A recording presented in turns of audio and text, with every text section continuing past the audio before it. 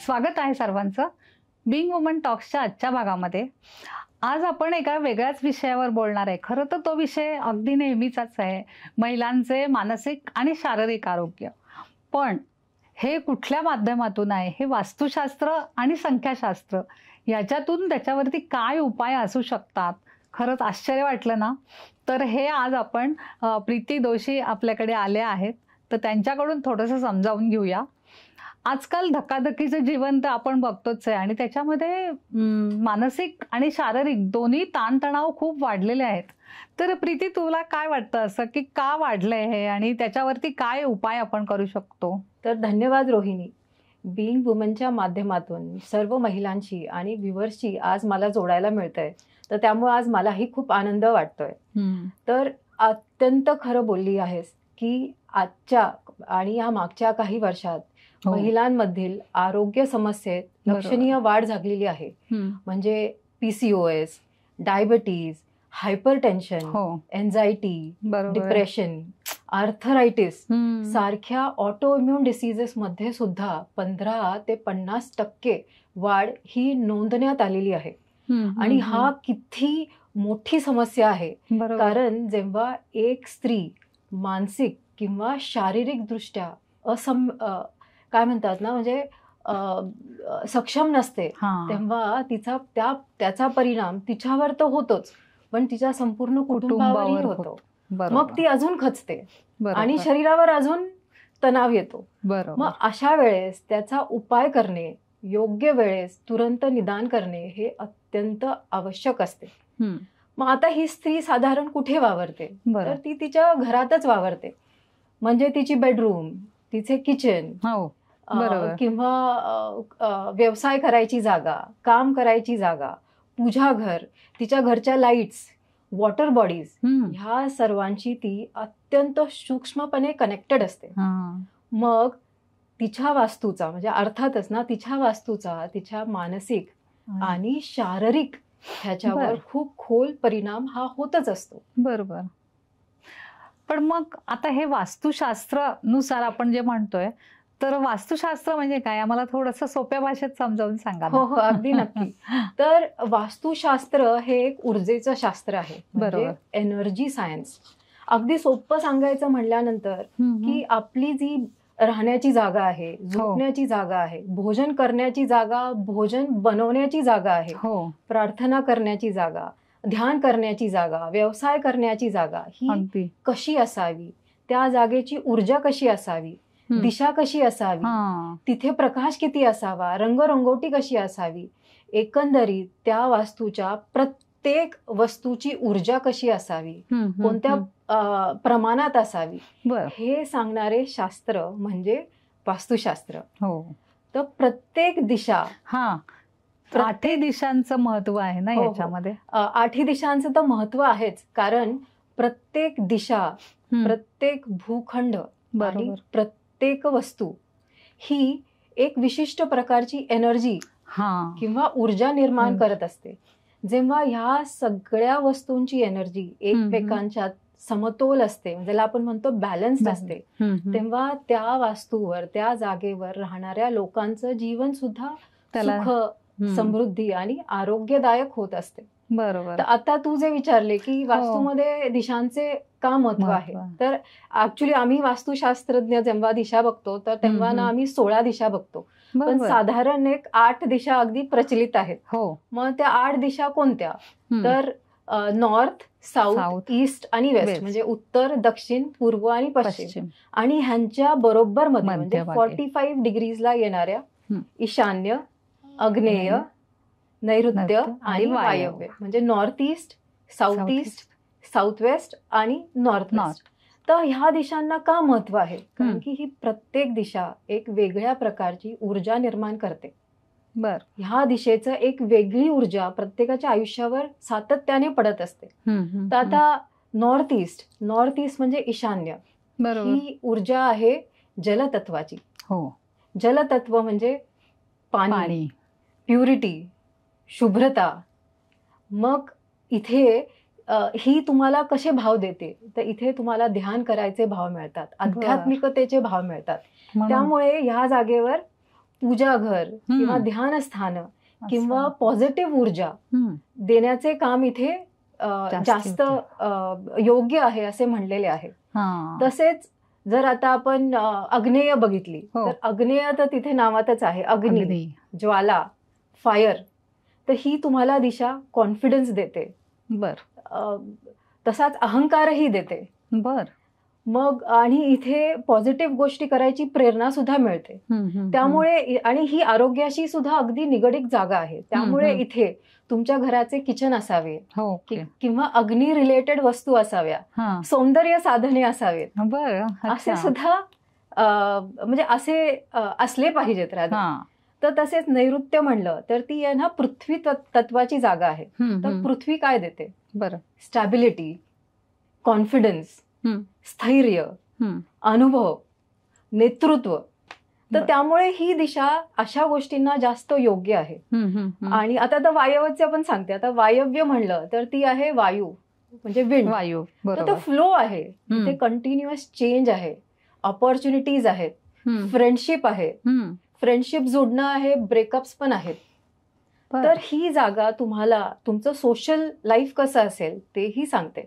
तर ह्या जागेचा तर तुम्ही योग्य वापर केला तर तुम्हाला अधिक सकारात्मक ऊर्जा प्राप्त होते. तसे बघायला गेले तर आपले शरीर सुद्धा हे पंचमहाभूतांनी भरलेलं आहे. म्हणजे शरीराची रचनाच 5 एलिमेंट्स झालेली आहेत. आणि ह्या 5 एलिमेंट्स पण कोणते आहेत? तर जल, अग्नी, वायू, पृथ्वी आणि 5वं म्हणजे आकाश. तर जेव्हा आपल्या ह्या शरीरातल्या ऊर्जा आणि ह्या दिशेंच्या ऊर्जा बॅलन्स राहतात तर तिथे तुम्ही हे शास्त्र व्यवस्थित साधलं आहे तर तुम्हाला संपूर्ण पॉझिटिव्हिटी मिळेल असे होते. पण असे जर नाही झाले तर म्हणजे तुमच्या हे 5 एलिमेंट्स क्षीण होत गेले, त्यांच्यावर ताण पडला किंवा त्यांचा अतिरेक झाला, तणाव आला, तर तिथे परिणाम हे दिसतातच. मग हे शारीरिक प्रॉब्लेम्स, हेल्थ रिलेटेड इश्यूज, ह्या समस्या सुरू होतात. म्हणून मग आपण जे काही आपण रचना करू घराची ती या वास्तुशास्त्रानुसार केली तर तुमचं आरोग्य, मानसिक आरोग्य, शारीरिक आरोग्य म्हणजे स्थिर राहील. की ताणतणाव किंवा प्रॉब्लेम्स कमी होतील त्या मानाने, त्याची काय म्हणतो आपण तीव्रता कमी होईल इतर ह्याच्यापेक्षा. ओके. आता मला अजून एक प्रश्न होता की हा ऍक्च्युली स्त्रिया आणि पुरुष यांच्या संबंधातूनच म्हणजे यांच्या आयुष्याशी निगडीत आहे दोघांच्या. तो म्हणजे बेडरूम हार्मनी किंवा मग ऍक्च्युली नवविवाहित जोडपे आणि काही ज्या समस्या निर्माण होतात त्या 40-50 नंतर होतात. परंतु सध्या असं दिसतंय की 20-25 त्यांच्याकडे या सगळ्या नैराश्य, चिंता या सगळ्या म्हणजे प्रॉब्लेम्स येत आहेत. तर नवविवाहितांमध्ये सुद्धा होत आहेत. तर याचं कारण काय आहे? अगदी म्हणजे खूपच सुंदर प्रश्न विचारलास. तर त्याआधी सांगते की म्हणजे एक कॉमन एक्झाम्पल देते की आता जेव्हा आकाशातनं वीज कोसळते तर ती काय फक्त प्रकाशच देते का? तर ती गर्जना करते. ती ज्या डायरेक्शननी कोसळते तिथे तोडून फाडून टाकते. ती जिथे भूमीवर पडते तिथं तर अध्वस्त करते. म्हणजे तिच्या नुसत्या स्पर्शाने सृष्टीचं रूपच पालटून जातं. पण हीच वीज जेव्हा एका नव्या फॉर्मने आपण आपल्या घरी आणतो तेव्हा ती प्रकाश देते. मग फरक काय आहे? तर ती जी आकाशातनं पडणारी जी वीज आहे ती हाय एनर्जी आहे, फ्री फ्लोईंग आहे, पण अनकंट्रोल्ड आहे. जेव्हा एखादी एनर्जी, एखादी ऊर्जा अनकंट्रोल्ड असेल तर ती सकारात्मक गोष्टी करूच शकत नाही. पण जेव्हा ह्याच ऊर्जेला तुम्ही चॅनलाइज करता, तुमच्या घरी प्रकाशरूपी आणता, तेव्हा ती सकारात्मक ऊर्जा सर्वांनाच देते. आणि सेम असंच ना ऍक्च्युली स्त्रियांच्या बाबतीत सुद्धा होतं. स्त्रिय ही तर काय ना निसर्गाची निर्मिती आहे. निर्मितीच स्त्रीनी होते. म्हणजे ती तर अफाट शक्ती आहे. पण हीच शक्ती जेव्हा अनकंट्रोल्ड असेल तर मग तिथे नैराश्य किंवा स्टबर्ननेस, वादविवाद आणि नंतर मग हेल्थ इश्यूज असे प्रॉब्लेम्स दिसून येतात. पण ही मग तुम्ही जर चॅनलाइज केली, व्यवस्थित चॅनलाइज केली, तर आरामात ह्या प्रॉब्लेम्स मधनं सुटका मिळते. तिलाही हेल्थ इश्यूज काही होत नाही. तर आता तुम्ही ते म्हणाला काय बेडरूम हार्मनी असा एक शब्द मी ऐकलाय, म्हणजे न्यूली वेड एक्स्पेशली. तर काय होतं ना, आता आपण साधारण म्हणतो की लक्ष्मी घरी आली, म्हणजे किंवा सुनेच्या रूपेने लक्ष्मीची पावलं घरी पूजन करतो आपण आल्यावर. तर का असं करतो? कारण की तुमच्या घरी एक त्या मुलीद्वारे एक नवीन अफाट शक्ती आलेली असते. पण मग त्या शक्तीला तुम्हाला व्यवस्थित स्थान देणे हे अगदी गरजेचं आहे. आणि ते स्थान मिळालं तर तिला ती एनर्जी चॅनलाइज करायला वाव मिळतो. मग त्यामुळे काय होतं ना, की आता हे न्यूली मॅरिड कपल्स आहेत, त्यांचे बेडरूम्स जर north east, south east, south west किंवा नॉर्थ वेस्ट इथे असतील तर त्या घराची ऊर्जा हे तपासणं अत्यंत गरजेचं आहे. आणि जर इम्बॅलन्स असेल तर ते नीट करणं सुद्धा गरजेचं आहे. म्हणजे त्याला एक्झाम्पल सांगायचं म्हणलं तर जर एखाद्याची बेडरूम जर साऊथ ईस्टला असेल, तर आता आपण आत्ताच बघितलं साऊथ ईस्ट म्हणजे अग्नी, तर ती त्या स्त्रीची ऊर्जा अजून वाढवेल. त्यात जर तिला मंगळ असेल आणि तो मंगळ अगदी तीव्र असेल तर ती ऊर्जा आहे ना अगदी अफाट सुटेल. मग आहे ना तिच्या बोलण्याला कंट्रोल राहणार नाही. बरोबर. छोट्या छोट्या गोष्टींवरनं घरी वाद सुरू होतील. तिला एक्सप्रेस कसं करायचं हेच कळणार नाही. किंवा ती जे बोलेल म्हणजे काय म्हणतात ना की उद्देश बरोबर असून सुद्धा तो मांडता येणार नाही. मग तिथे तणाव निर्माण होणार. तशीच जर न्यूली वेडची कपल्सची बेडरूम जर नॉर्थ ईस्टला असेल, ऍक्च्युली नॉर्थ ईस्टला बेडरूम असणंच हे मोठा दोष मानला जातो. अगदी चुकीचं आहे. कारण की ती ईशान्य ही जागाच आहे भावनिकतेची, काय ना ध्यानाची. मग तिथे जर ह्यांची बेडरूम आली तर ते अगदी अयोग्य आहे. त्यात जर ती स्त्री बुद्धिजीवी असेल तर तिला त्या नवीन कुटुंबातले दोष हे अगदी ठसठसून दिसून येतील.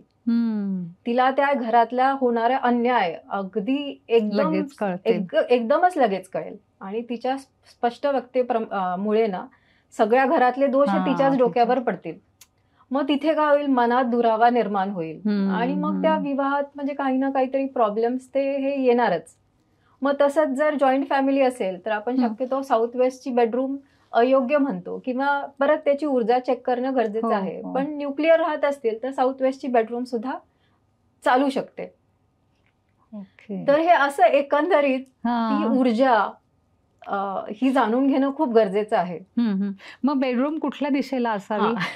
मग बेडरूम असावी तरी कोणत्या दिशेला? मग बेडरूम आहे ना ही साऊथला किंवा वेस्टला म्हणजे दक्षिण किंवा पश्चिम इथे जास्त योग्य आहे. कारण की ही दिशा आहे ना ही स्थैर्य देती, समजूतदारपणा देती आणि अधिक काळ टिकून ठेवणाऱ्या मानसिक भावनाही देते. की ज्यामुळे त्यांचे जीवन आहे ना त्यांची सुरुवातच, त्यांचा बेसच हा पॉझिटिव्ह एनर्जीने दिला जातो. अगदी साऊथ आणि वेस्ट पॉसिबल नसेल तर ईस्ट पूर्व ही चालती. पूर्व आहे ती कुठलाही अनुभव, कुठलीही भावना जी आहे ना त्याला किंवा कुठलाही काही प्रॉब्लेम आला तर त्याला फेस करण्याची ताकद देते. बरोबर. तर त्यामुळे ह्या तिन्ही डायरेक्शन्स अगदी योग्य आहेत. तिन्ही डायरेक्शन्स सजेस्ट केल्या जातात. पण समजा की नाहीच करू शकत बेडरूम आपण चेंज, तर मग त्याच्यावर काही उपाय आहेत का? मग जर समजा आपण बेडरूम ह्या डायरेक्शनला देऊ शकत नाही तर खूप रेमेडीज आहेत, खूप सोपे उपाय आहेत ज्याने दिशा न बदलताही दिशा बदलल्यासारखा प्रभाव दिला जातो. म्हणजे दिशा न बदलताही दिशा बदलली असा जर योग्य उपाय केला तर तिथे सकारात्मक एनर्जीची उत्पत्ती म्हणजे हे तुमचं कन्सल्टिंग असतं. म्हणजे समजा तुमच्याकडे कोणी एखादा आले तर ते सांगू शकता तुम्ही की नाही बदलू शकत बेडरूम, पण हे करा एवढं. हो, माझ्या ह्यातल्या काही गोष्टी अगदी सोप्या गोष्टी आहेत. म्हणजे बऱ्याच जणांना वाटतं ना की अरे काय मोठं करावं लागेल, काही तोडफोड करावी लागेल, तर असं काही गरजेचंही नाहीये. सगळ्यात आधी तर तुमची बेडरूम कुठेही असेल तरी तुम्ही झोपताना तुमचं डोकं जे आहे ते दक्षिणेकडेच ठेवायला हवंय. उत्तरेला डोकं अजिबात ठेवायचं नाही, म्हणजे चालतच नाही. दक्षिणेला शक्य नसेल तर पूर्वेला ठेवा पूर्वेलाही शक्य नसेल तर पश्चिमेला ठेवा, पण फक्त दक्षिणेकडे हा उत्तरेला ठेवू नका, ठेवू नका. उत्तरेला ठेवू ठेवू नका. नका. ओके. मग दुसऱ्या अशा रेमेडीज आहेत की हा. जर कुठल्या डायरेक्शनला तुमची बेडरूम आहे त्याप्रमाणे तुमच्या बेडरूमचं फर्निचर तुम्ही चेंज करू शकता, कलर कॉम्बिनेशन चेंज करू शकता, काहीतरी एलिमेंट्स आणू शकता. म्हणजे वेगवेगळे धातू जे आहेत, iron, copper, stainless steel, lead, असे त्या डायरेक्शन्स नुसार वापरले तर एनर्जी अगदी एनहान्स होते. तशी क्रिस्टल थेरपी आहे, वॉटर थेरपी आहे, पिक्चर्स, फोटोग्राफ्स, ह्याच्यानेही खूप एलिमेंट्सनी पॉझिटिव्हिटी वाढते. आणि तुमच्या न्यूमरोलॉजीनुसार जर तुम्हाला जे फेवरेबल कलर्स आहेत त्या फेवरेबल कलर्स मध्ये राईट प्रोपोर्शन मध्ये जर तुम्ही तुमच्या बेडरूम्स आणि घर डेकॉर केले तर त्या घराची ऊर्जा ही अत्यंत वाढते आणि त्यांनी तुम्हाला सकारात्मक रिझल्ट लवकर मिळतात. म्हणजे ह्याच्यावरती एक आपल्याकडे उपाय आहेत. हो, अगदीच हे झालं, अगदी उपाय आहेत. आता आपण बोललो की म्हणजे बेडरूम चेंज केल्यावरती किंवा बेडरूम मधला रंग चेंज केल्यावर किंवा बेडरूमची जागा चेंज केली किंवा त्यातले इलेमेंट्स चेंज केल्यावरती खूप पॉझिटिव्ह ऊर्जा येते आणि मग जे काही प्रॉब्लेम होते ते सगळे सॉल्व्ह होतात. तर असं एखादं उदाहरण सांगू शकाल का तुम्ही कोणाचं काही? हो, असे तर खूप उदाहरण आहेत. आता म्हणजे काही महिन्यांपूर्वी मी एक ऑनलाईन वास्तू कन्सल्टेशन दिलं होतं. बरोबर. तर त्या महिलांचं त्यांच्या मुलाचं लग्न साधारण एक 6 ते 7 महिन्यापूर्वी झालं होतं आणि त्यांनी फोन केला आणि त्यांची तक्रार होती की माझी सून आमच्या घरी रमत नाही. ती नेहमी थकल्यासारखी वाटते. म्हणजे तिला काय आवडतं हे कळत नाही आणि तिला काय नाही आवडत तेही कळत नाही. मग म्हणजे कुठल्या गोष्टीत तिचा सहभाग नसतो आणि हल्ली आमच्यात जरा मतभेद हे वाढत चाललेले आहेत. मग ते म्हणाले की इतका मोठा बंगला, एकुलता एक मुलगा, हो ना, मी घरी 4 माणसं, तर मग असं चालणार कसं? बरोबर. मग मी म्हणजे जी आमची प्रोसेस आहे त्यांचा तो वास्तू घराचा फुल प्लॅन घेतला, व्हिडिओद्वारे त्यांच्या घराचं सूक्ष्म निरीक्षण केलं, अनालिसिस केलं. त्यानंतर मग मी त्यांच्या मुलाची आणि सुनेची त्यांची बेडरूम बदलली. त्यांची ती बेडरूम आहे ना ती पश्चिमेला म्हणजे वेस्टला दिली एकदम. आणि त्यांच्या त्या रूमचं डेकॉर चेंज केलं. मग तिथे आपण आहे ना आयरन वापरलं. म्हणजे रेमेडीसाठी आयरनचे एलिमेंट्स आणले, म्हणजे खूप नाही पण असे प्रॉपर ज्याच्याने ती बेडरूम सुद्धा सुंदर दिसेल असे एलिमेंट्स वापरले. त्या मुलीला सिल्वर कलर हा अगदी सुटेबल होता. म्हणजे म्हणून तिच्या पडद्यामध्ये अशी सिल्वरची एक छोटी छोटी कलाकुसर म्हणतो ना तशी डिझाईन घेतली. छोटे छोटे सिल्वरचे एलिमेंट्स घेतले आणि त्याच्याने बाकी घरात सुद्धा एक म्हणजे तिच्या सासूच्या ह्याच्यात सुद्धा थोडाफार बदल केला. ही सगळ्यात मोठी चेंज होती. तर जशी ही ऊर्जा बदलली त्या मुलीतली ही ऊर्जा बदलली आणि अक्षरशः 15 दिवसात रिझल्ट मिळाला. हो का? असं अजून एक एक्झाम्पल सांगते, सेम बट स्टील डिफरंट. म्हणजे असा अजून एका सुनेचा सासूचा फोन आलेला. त्यांचा मुलगा तर पुण्यातच होता आणि त्यांचं कन्सल्टेशन तर मी ती वास्तू बघितली, म्हणजे त्यांच्या तिथेच घरीच जाऊन कन्सल्टेशन दिलं होतं. बरोबर. तर तोही म्हणजे ते जोडपंही असं 6-7 महिन्यापूर्वीच त्यांचं लग्न झालं होतं. सगळी फॅमिली ही गावी. हा मुलगा आयटी मध्ये असल्यामुळं त्यांनी त्याच्यासाठी इथे पुण्यामध्ये फ्लॅट घेतला होता. म्हणजे तो आणि ही मुलगी दोघंच पुण्यामध्ये होता. तर नेमकं काय झालं होतं की ह्याला कुठला तरी नवीन प्रोजेक्ट आला होता, अगदी चॅलेंजिंग होता, त्यामुळे ह्याला बऱ्याचदा रातपाळी करावी लागायची, वीकेंड्सला नसायचा. म्हणजे तो आहे ना त्याची खूप धावपळ होत होती, झोपायलाही वेळ नव्हता. आणि इथे उलट हिला रात्री पण झोप येत नव्हती, दिवसा पण झोप येत नव्हती, त्याला स्थैर्य नव्हतं, हिला अँझायटी होती, ती डिप्रेशन मध्ये जाऊ लागली. ती सारखी गावी फोन करायची, आई तूच ये ना, सासूबाई तुम्हीच या ना. मग कोणाला तरी वारंवार म्हणजे ही फोन करायची, रडायची की या कोणीतरी या. मग सारखं सासू यायची, कधी आई यायची, वहिनी यायच्या. मग त्या म्हणायला लागल्या की आता ह्याचा जॉब इथे आहे, तर मग हे असं चालणार कसं? मला घरदार सोडून सारखं असं पुण्याला येणं तर शक्य नाही. मग तिथे सुद्धा तिची बेडरूम चेंज केली. आणि ती नोकरी शोधत होती, तर मग काही आपण अशा एलिमेंट्स आणल्या की ज्याच्याने तिला खूप लवकर जॉब लागला आणि गाडी एकदम सुरळीत, म्हणजे काही अक्षरशः 2 ते 3 आठवड्यात, कारण जस्ट नुकतेच तिथे त्या घरात आले होते, त्यामुळे रिझल्ट सुद्धा खूप फास्ट मिळत गेले. बरोबर. तर असे तर खूप उदाहरण आहेत. म्हणजे कुठे कुठे ते जॉईंट फॅमिलीत असेल तरीही प्रॉब्लेम येऊ शकतो किंवा आणि सेपरेट राहत असले separate तरी असेल. सुद्धा तो म्हणजे त्याच्यावरचा उपाय चालू शकला. हा, गाडी Correct, रुळावरती correct. आली Yes, म्हणलं yes, तशी, आता yes. तू म्हणली पण मग तशी. असं असेल ना की म्हणजे हम्म. त्या स्त्रीची जर ती एनर्जी व्यवस्थित चॅनलाइज झाली हा. तर काय होतं, तिच्या सर्व गुणांना एक खूप मोकळीक मिळते. जसं आपण म्हणलं, ती हो. हाय एनर्जी आहे, हो तिला फ्लो मिळतो, ती व्यवस्थित चॅनलाइज होते. हो. मग मग आता जर तिचे लिडरशिप क्वालिटीज असतील, तिची बुद्धिमत्व असेल हम्म. किंवा संयमीपणा असेल, पाककौशल्य असेल, कलाकारी असेल, काही असेल, काही. त्याला फुल वाव मिळतो, तिचे कौतुक केले जाते आणि त्याच्यावरतीच तर त्या पुढे मग अजूनही तिलाही पॉझिटिव्हली आनंद राहू मिळतो. शकतात. मग हो. असा आनंद मिळाल्यानंतर काय हो, होतं, ती त्या कुटुंबात लवकर रुळते. समाधान आणि हा. येतं सगळ्यांनाच. हा. खूप छान. म्हणजे बऱ्याच सगळ्यांना हे छोट्या छोट्या उपायांनी जर आपल्या घरातल्या स्त्रीचं पॉझिटिव्हिटी वाढवायची असेल किंवा तिची क्रिएटिव्हिटी वाढवायची असेल तर आपल्याला ह्या गोष्टी हे करायला अगदी अगदी करणं लागतीलच. गरजेचंच आहे. आणि खूप सोप्या आहेत ह्या खूप गोष्टी. सोपं. हो. बरोबर. म्हणजे तिची जर ती एनर्जी प्रॉपर चॅनलाइज झाली तर हा. मग ती त्या घरात लवकर रमते, बरोबर. तिचं मनोबल वाढतं, तिला आनंद वाटतो आणि मन जुळवून घेण्याची तिची कॅपॅसिटी वाढते, मानसिक ओलावा हा निर्माण होतो. म्हणजे हे एक मॅनिफेस्टेशन आहे असंच मला वाटतंय. ऍब्सोल्युटली. म्हणजे हे ना, हे अगदी मॅनिफेस्टेशनच आहे. मॅनिफेस्टेशन म्हणजे काय, मनोवांछित इच्छा पूर्तती. पण हे काय फक्त विचारांचा खेळ आहे का, तर ऍब्सोल्युटली नाही. बरोबर. तुमच्या मनातल्या इच्छा मॅनिफेस्ट करण्यासाठी सकारात्मक ऊर्जा ह्या लागतातच. पॉझिटिव्ह एनर्जी नसेल तर त्या ऊर्जा तुम्हाला मिळू शकत नाहीत. जर तुमच्या वास्तूमध्ये कोणता दोष असेल तर काय होतं, तुम्ही किती मॅनिफेस्ट करायचा प्रयत्न करा पण नकारात्मक ऊर्जा हे त्याच्यावर आढळतात आणि मॅनिफेस्टेशन्सला ब्लॉकेज क्रिएट करतात आणि मग तिथे मॅनिफेस्टेशन सुद्धा फेल होतात. आणि कसं होतं ना रोहिणी, की ऍक्च्युली स्त्री ही एकदम सेन्सिटिव्ह आणि भावुक प्राणी आहे.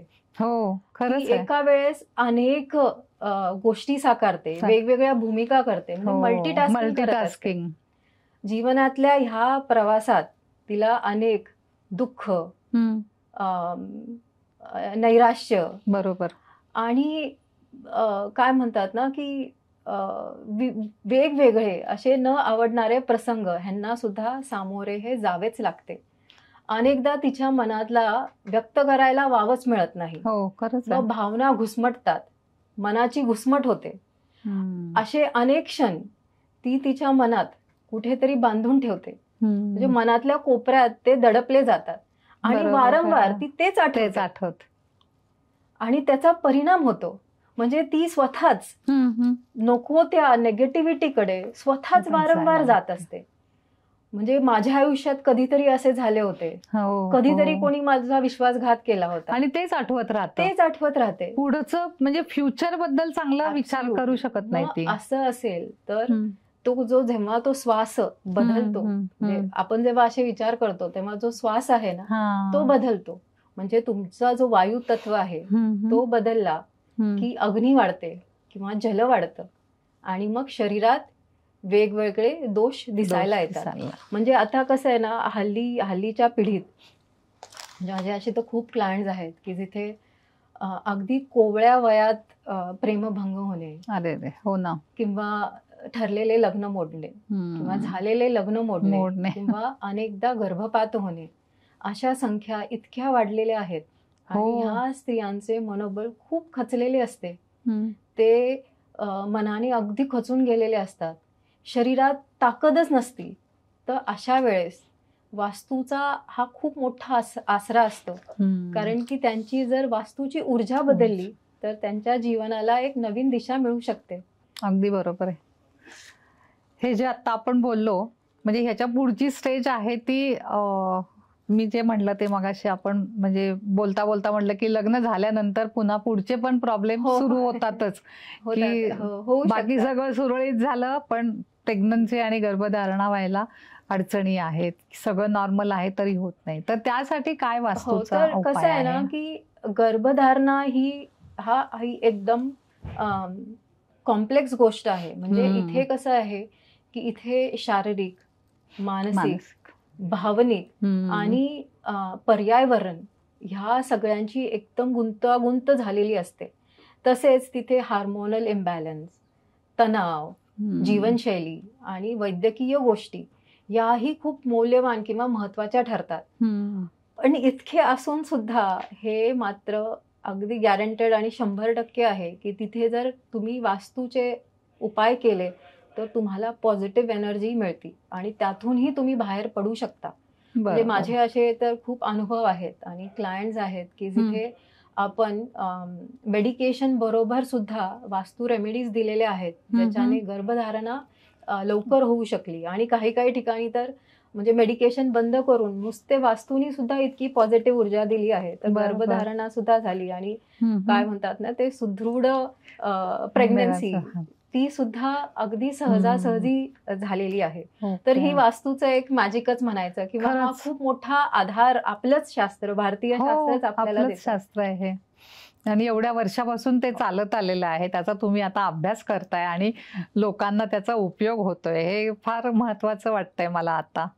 तर ह्याच्यामध्ये पण तुम्ही म्हणजे रेमेडी देऊ शकता वास्तुशास्त्राचे ह्या गोष्टींसाठी? हो हो, ह्यामध्ये सुद्धा रेमेडीज देऊ शकतो. इथे पण कसं होतं ना, आपण फक्त एनर्जीज बॅलन्स नाही करत, आपण बॅलन्स तर करतो पण त्या एनहान्स सुद्धा करतो. बरोबर. त्या एनहान्स केल्यानंतर त्या स्त्रीला, त्या गर्भाला खूप फास्ट इम्पॅक्ट मिळतो. जिथे ऑलरेडी प्रॉब्लेम्स असेल तिथे नुसतं बॅलन्स करून नाही चालत, तिथे ते एनहान्स करावे लागतात.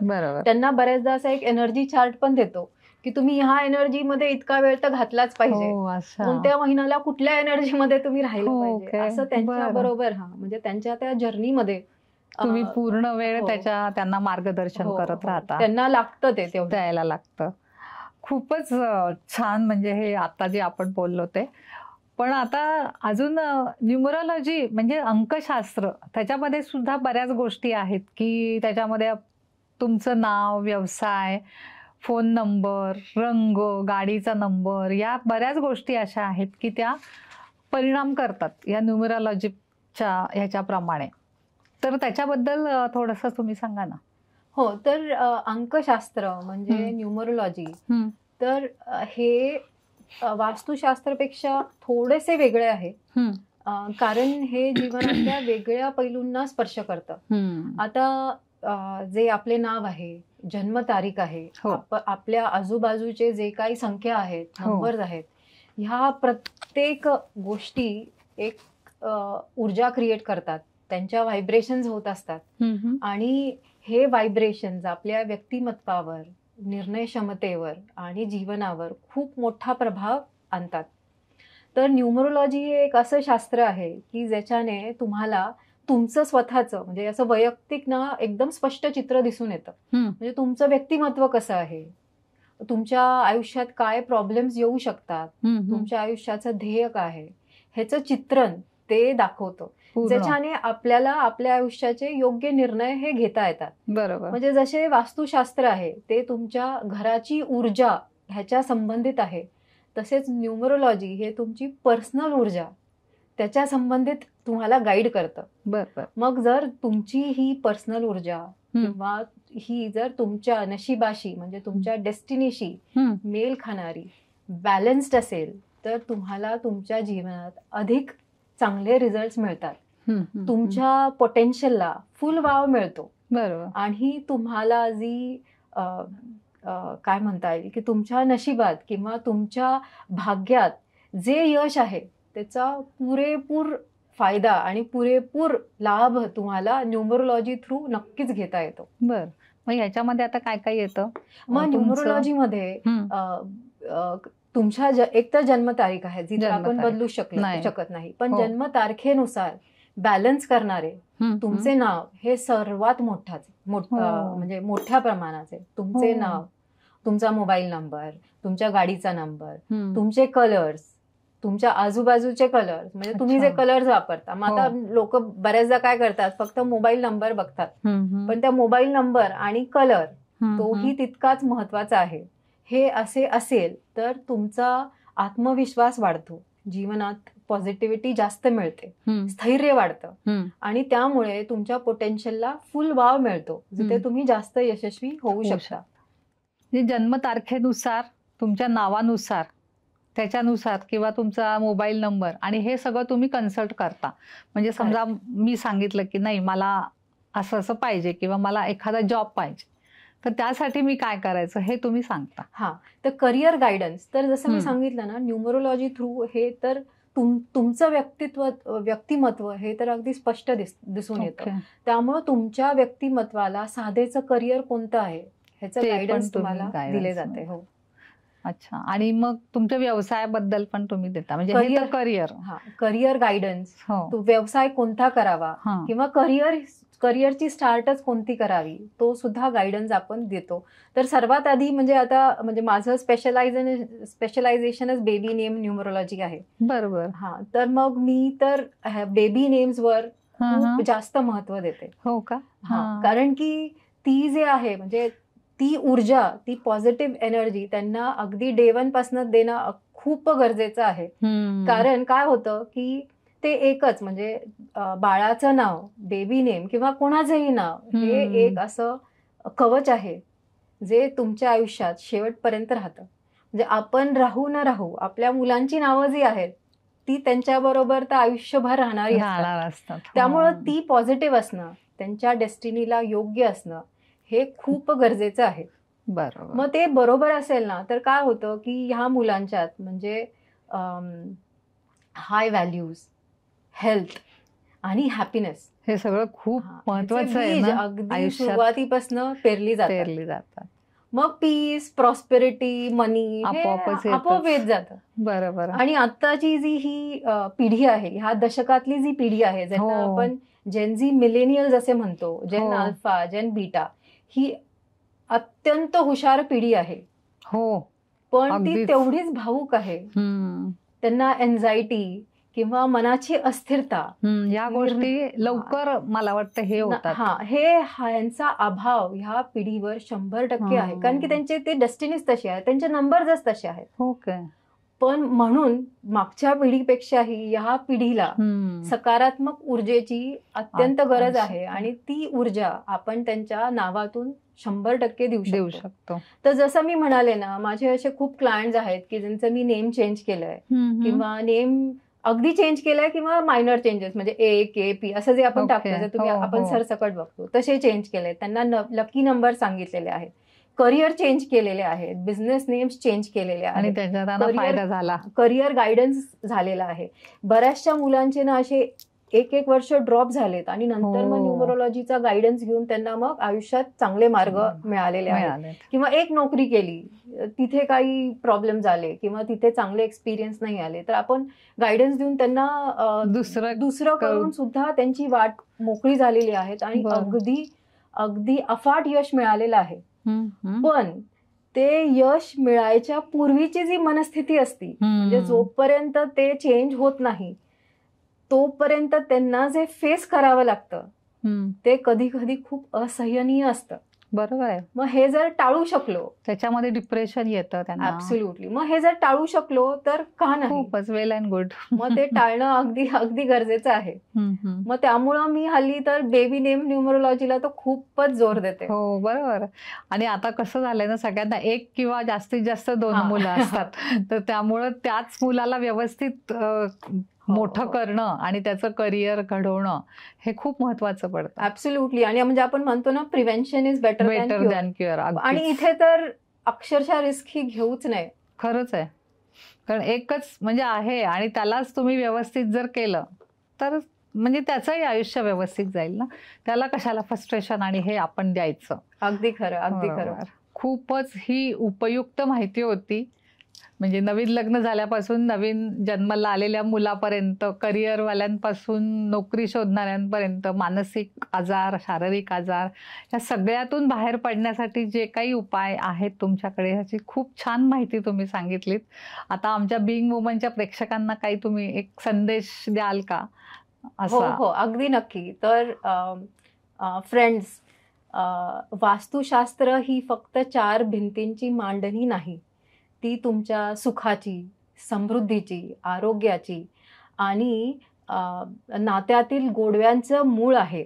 त्यामुळे संतुलित ऊर्जा, उपयुक्त अशा सूक्ष्म उपाय हे करून तुम्ही तुमच्या घराच्या ऊर्जा बदलू शकता, ज्याने तुम्हाला सकारात्मक रिझल्ट्स मिळतील. तुमचे जीवन अधिक संतुलित तर होईलच, पण व्यवसायात अधिक फायदा होईल आणि आनंद मिळेल. तसेच न्यूमरोलॉजी, अंकशास्त्र हे सुद्धा एक अगदी उपयुक्त साधन आहे, ज्याच्याने तुमच्या व्यक्तिमत्वावर, निर्णय क्षमतेवर आणि जीवनावर पॉझिटिव्ह रिझल्ट्स मिळतील. तर हे दोन्ही जे मूल्यवान रत्ने आहेत, त्याचा तुम्ही तुमच्या जीवनात सहभाग घ्या आणि त्यांचा पुरेपूर उपयोग करा आणि जेवढा शक्य आहे तेवढा लाभ घ्या. डिस्क्रिप्शन बॉक्समध्ये त्यांचा फोन नंबर, ईमेल ID दिलेलाच आहे. तर तुम्ही नक्की त्यांना कॉन्टॅक्ट करा आणि आपल्या जीवनातले जे काही प्रॉब्लेम्स म्हणत नाहीये मी, काही अडचणी असतील छोट्या, तर त्या दूर करण्यात नक्कीच त्या तुम्हाला मदत करतील. तर धन्यवाद प्रीती, तुम्ही इथं आल्याबद्दल आणि खूप छान माहिती आमच्या प्रेक्षकांना सांगितल्याबद्दल. धन्यवाद.